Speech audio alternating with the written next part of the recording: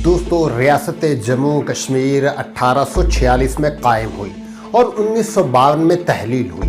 रकबे के लिहाज से ये ब्रिटिश इंडिया की सबसे बड़ी नवाबी रियासत थी और ये नवाबी रियासतों में से हासिल करने के लिए सबसे बड़ा सरप्राइज था।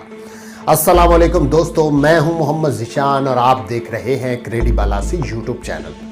दोस्तों, इस सीरीज में हम कश्मीर की तारीख शुरुआत से लेकर आखिर तक आपको बता रहे हैं कि पाकिस्तान और इंडिया के दरमियान ये तनाज़ा कितना पुराना है और क्यों इंडिया कश्मीर पर काबिज है।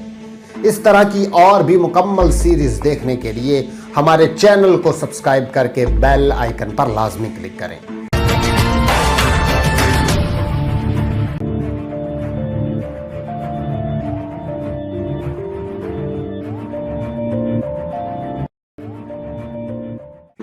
दोस्तों, उसका कुल रकबा 84,471 मुरब्बा मील था, जबकि उसमें से सबसे अहम 85 मील लंबी और 25 मील चौड़ी 6,000 मुरब्बा मील रकबे की वादी कश्मीर थी।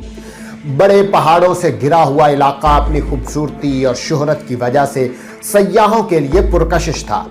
पाकिस्तानियों की तवक्को थी कि यह मुसलमान अक्सरियत होने की वजह से पाकिस्तान के हिस्से में आ जाएगा। भारतीय लीडरशिप ने उसे हासिल करने के लिए अगस्त 1946 से काम शुरू कर दिया था। कश्मीर की हिंदू अक़लियत पंडित कहलाती थी। उन्हीं में से एक पंडित मोतीलाल नेहरू इंडियन कांग्रेस के 2 बार सदर बने। उनके बेटे जवाहर आज़ादी हिंद की तहरीक के अहम रहनुमा थे। उनकी इस इलाके से न सिर्फ जज्बाती वाबस्तगी थी, बल्कि दूसरे रहनुमाओं के मुकाबले में यहाँ के हालात और सियासत से भी वाकिफ थे। भारतीय लीडरशिप ने उसको हासिल करने के लिए अगस्त 1946 से काम शुरू कर दिया था।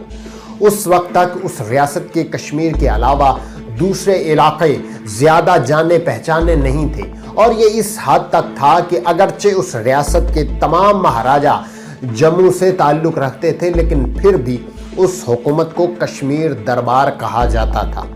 लद्दाख बुद्ध मत अक्सरियत का इलाका था।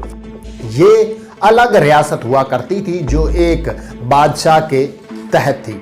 उसको वस्ती एशिया के सकुपा मंगोल से खतरा था।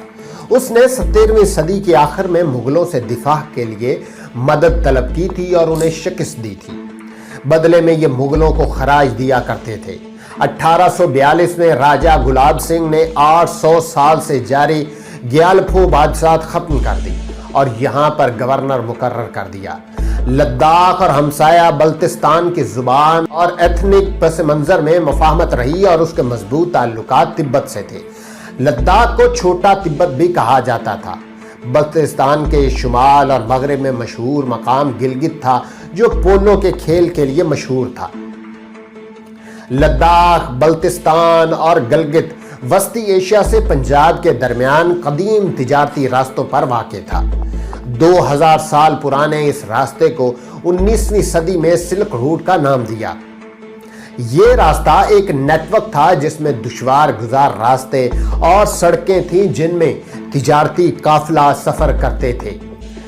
लूट लिए जाने का खौफ रहता था। उस रास्ते पर न सिर्फ सामान बल्कि आइडिया भी सफर करते थे।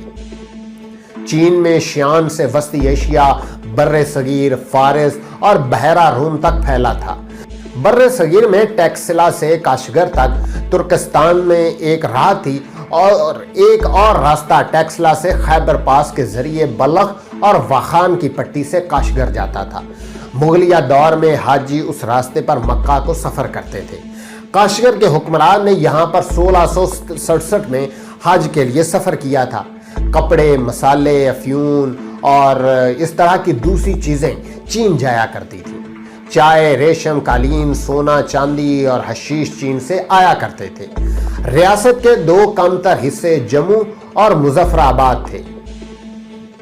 जुग्राफियाई, कल्चरली और मुआशी तौर पर पंजाब से गहरा ताल्लुक इनका था।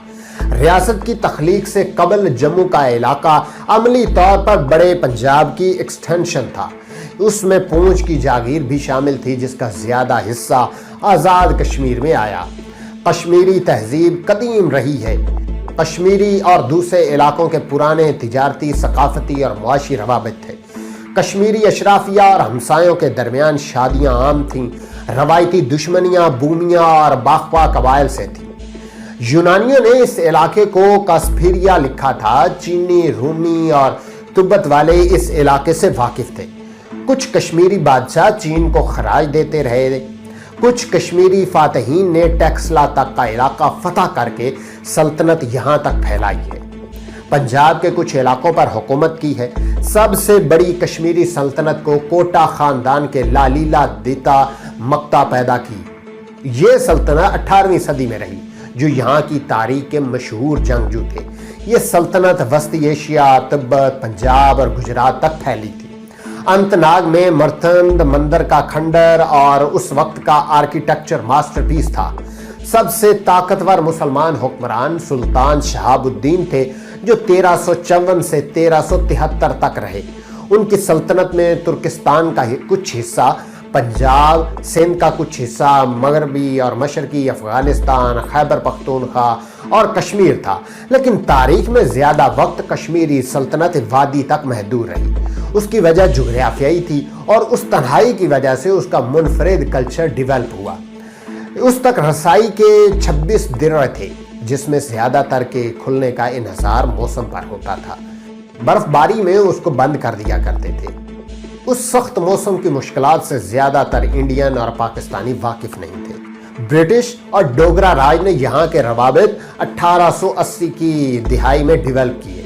1890 तक रावलपिंडी से बरास्ता मरी और मुजफ्फराबाद श्रीनगर तक वादी झेलम की सड़क तामीर हो चुकी थी, जिस पर गाड़ियों की आमदोरफ्त हो सकती थी। ये तमाम साल खुले रहती थी। लैंडस्लाइड घंटों या चंद दिन से ज्यादा रास्ता नहीं रोकती थी। दूसरा रास्ता जम्मू की तरफ बनी हॉल पास से आम ट्रैफिक के लिए 1922 में खुला। उस वक्त तक जम्मू शहर को सियालकोट से बारास्ता रेलवे मुंसलिक किया जा चुका था।